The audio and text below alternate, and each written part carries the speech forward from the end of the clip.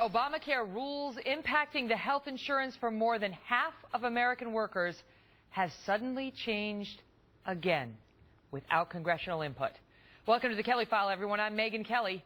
Just hours ago, the White House declaring new regulations for businesses that employ more than, about 80 million Americans in total.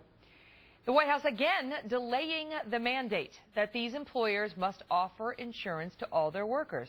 That was supposed to kick in this year. It's really at the heart of Obamacare.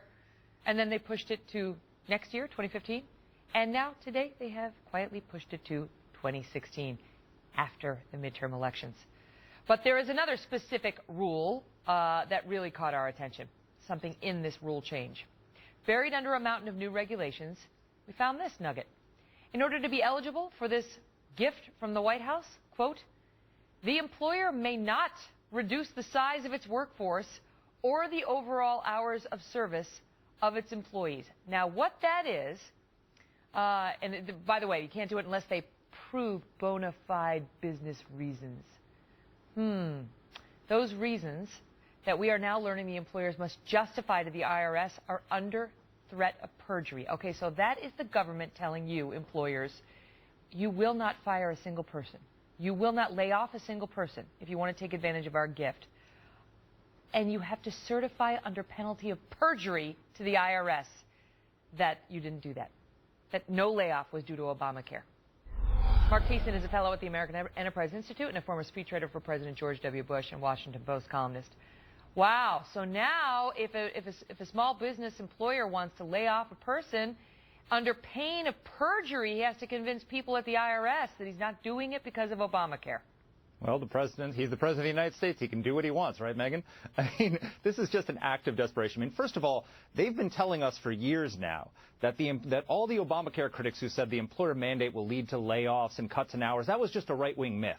But now, all of a sudden, it looks like they're kind of worried about it. They're kind of worried that millions of people are going to lose their jobs and have their hours cut. And so they're taking these desperation tactics. One, they're extending the delay of the employer mandate for the businesses most affected, those with 50 to 99 workers. The short form, that's just a short form of saying businesses have to provide health insurance for their workers if they employ more than 50 people. Or they'll be penalized. Right, they have to do it. And now the government's saying, Exactly. you don't have to do it. You don't have to do it yet, not till 2016 at the earliest. Exactly. If you're in that category of 50 to 99 workers. But then they said that if you're not in that category, you may not reduce your workforce to fit into that category. And moreover, you have to certify on your tax forms to the IRS on pain of perjury that you didn't do it.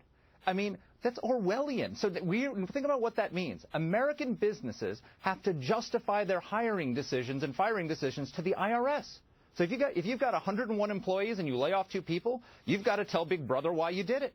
And you have to justify it. That's Orwellian. This is not what happens in America. What if our friends at the IRS don't believe you? I mean, they haven't exactly they don't have a reputation for not probing inappropriately. Okay, so that's true. What if some group like Chick-fil-A, let's say, who's been in the news for standing up for certain principles, files and says, I swear. I mean, what kind of roads does that open up between the American businessmen and women and the IRS?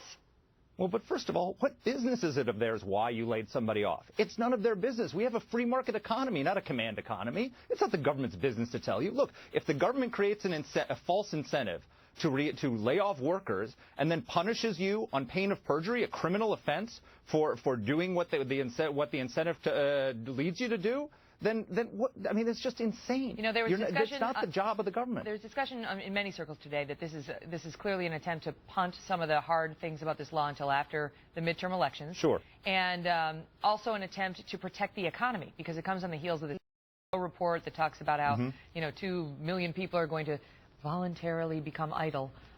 Thanks to Obamacare, they're going to voluntarily leave their jobs. They're not going to get fired. We're going to voluntarily leave. There's a question about what kind of impact that has on our economy.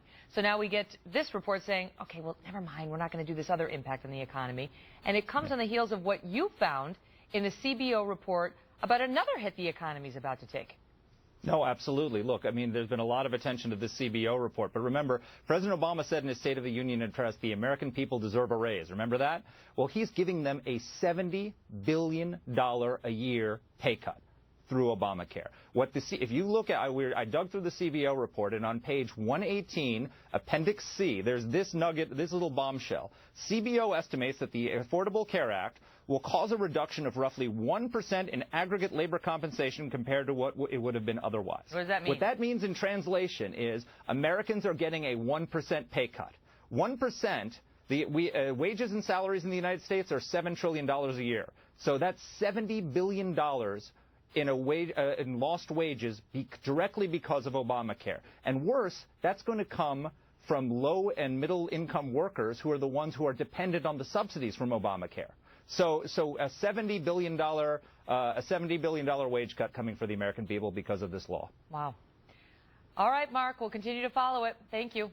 Thanks, Megan.